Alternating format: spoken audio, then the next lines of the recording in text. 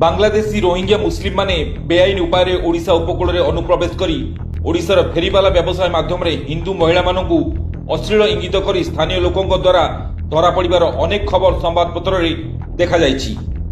राजमिस्त्री भाव काम करुवा बेले स्थानीय हिंदू महिला और छोट छोट झील मानू नृशंस भाव बलात्कार कर राताराति फेरार हो विषय बोधहुए आपण मैंने अज्ञ थे।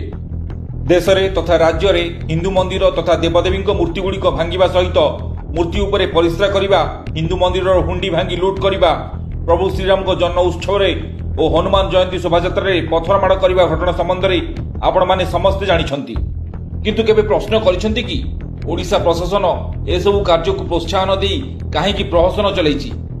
ए प्रश्न आपणकर आ उत्तर आपण खोजंतु। राज्य सरकार एमानकु सुरक्षा देवा पछरे तांकर केउ स्वार्थ अछि? एही अनुप्रवेशकारी बांग्लादेशी रोहिंग्या मुस्लिम माने ओडिशा सरकार को भोट बैंक नुहे तो?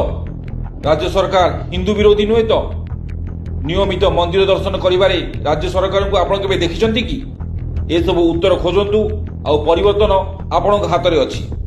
राम मंदिर निर्माण परे गोटी भोटर मूल्य आपण बुझी सारिछंती, एबे दुईटी भोटर मूल्य बुझिबा को हेबो।